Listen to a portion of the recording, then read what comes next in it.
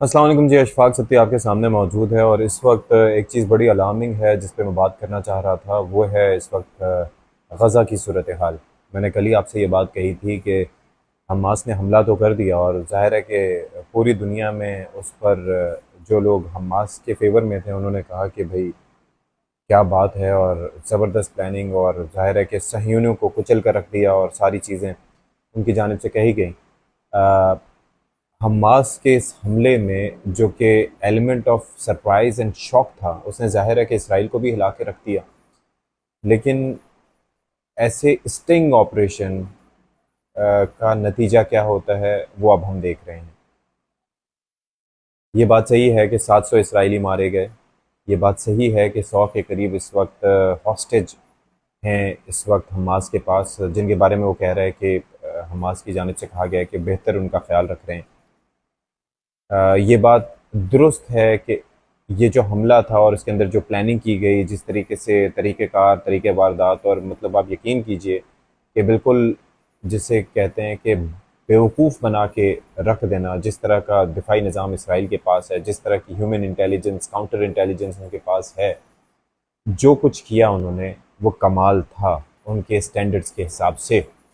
लेकिन अब जो हो रहा है उसका क्या किया जाए।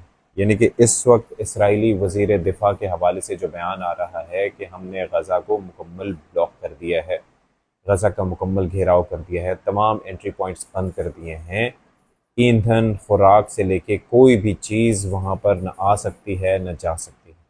Number one.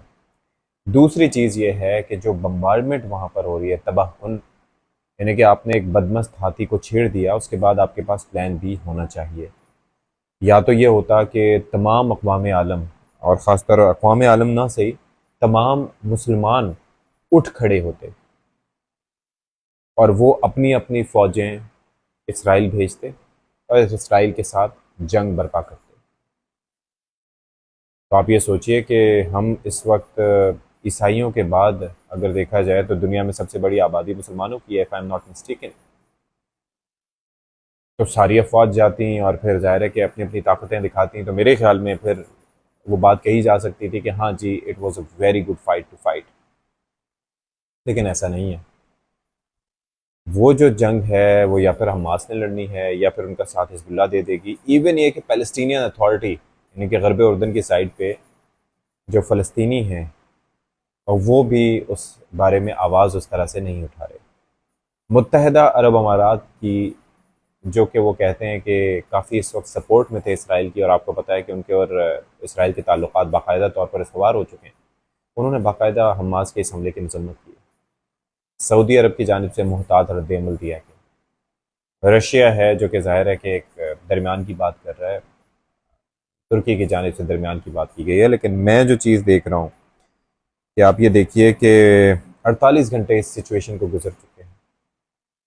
कतर की जानिब से सालिसी की पेशकश भी की गई थी और अभी एक तस्दीक भी की गई है कि जो सालिसी की कोशिशें इसराइली और हमास के जो अरकान हैं उनके दरमियान, उनके लिए वो कोशा है, और हॉस्टेजेस इसमें एक बड़ा की रोल प्ले कर सकते हैं।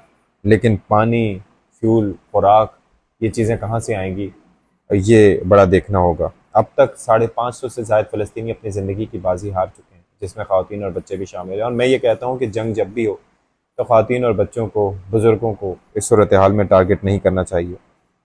अब एक खबर सामने आई थी अमरीकी जंगी बेड़े के हवाले से, वो AR न्यूज़ पर रिपोर्ट हुआ था। आई डोंट नो कि उसकी सदाकत क्या है, क्योंकि कहा गया था कि ग्लाइडर्स भी यूज़ किए हैं, बोट्स भी यूज़ किए हैं, तो अमेरिका की जानिब से बेड़ा इसमें, तो इस वक्त that is not the time भाई। अब जाहिर है कि the ones who make policy they are smarter than us, but इस वक्त आपको साइड चूज़ करने से बेहतर है कि आप इस वक्त डी एस्केलेशन की तरफ जाएं। आप इस वक्त ऐसे मेजर लें कि जो वहाँ पर मौजूद लोगों की ज़िंदगियों को एक तरह से बका दें, बजाय इसके कि उनकी ज़िंदगियों का खात्मा करें। तबाहकुन बम्बारमेंट हो रही है जी, लोग मारे जा रहे हैं, और मेरे ख्याल में दोनों तरफ का नुकसान हो रहा है। और फिर आप ये देखें, ये सारा मामला है 1948 से ये सिलसिला शुरू हुआ। 1967 में जो कुछ हुआ, फिर 1973 में जो कुछ हुआ, उसकी आप ये देख लें। फिर इंतफादा से लेके अब तक पूरी हिस्ट्री मौजूद है फ़लस्तीनियंस और इसराइलीज़ की।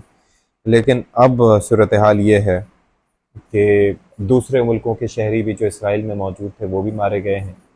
अमेरिका ने अपने 9 शहरियों की हलाकत की तस्दीक की है, लैटिन अमेरिका के वो भी मारे गए हैं। तो ये काफ़ी एक कंसर्न है जो कि वहाँ पर मौजूद है।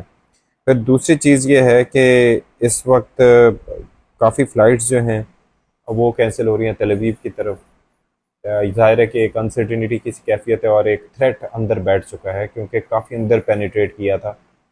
जो एंट्री पॉइंट्स थे वहाँ से लेके जिस जगह से वो अंदर जहाँ तक पहुँचे थे, असल तबाही उन्होंने एक म्यूज़िक फेस्टिवल में मचाई थी जिसके अंदर अच्छे खासे लोग मारे गए। और फिर बाकी ये है कि हैरत हैरान कुन ही है। अब हॉस्टेजेस के हवाले से बातचीत चल रही है। मैं ये चाहता हूँ कि भाई बजाय इसके कि इस चीज़ को ड्रैग किया जाए, UN security council should play its role. OIC जितनी फ़ाल है हमें सब भी पता है कि बातें करने के अलावा और उनसे कुछ होता नहीं। और अब ये जो सारा इसराइल के साथ ताल्लुकात सवार करने के चक्कर में दे आर ब्रूटली डिवाइडेड। अब बात आ जाती है अक़वाम मुत्तहिदा की, दैट इज़ अ फोरम के जहाँ पर हर कोई अपनी बात कर सकता है, लेकिन उसकी बात कभी ना किसी ने सुननी होती है। और ये जो हमास की जानिब से अटैक किया गया ना, जिस तर्ज का अटैक किया गया और उसके अंदर जिस तरह की चीज़ें और फुटेजेस सामने आई हैं, तो उनसे एक मनफी इमेज उनका गया और लोग वो सारी इसराइल की तबाहकारियाँ और इसराइल की जुल्म व बरबरीत की दास्तानें जो हम रिपोर्ट भी कर रहे होते थे और जो अब इस वाक़े के बाद मज़ीद भी होंगी, वो भुलाकर इस वक्त सफ बस्ता हो गए हैं इस वक्त फ़लस्तीनियों के अगेंस्ट। तो इस पे पाकिस्तान को अपना रोल प्ले करना चाहिए जी। पाकिस्तान को बड़ा प्रोएक्टिवली रोल प्ले करना चाहिए और डी एस्केलेशन की बात करनी चाहिए, ज़ाहिर है, क्योंकि यही एक वाहिद हल मुझे दिखाई देता है।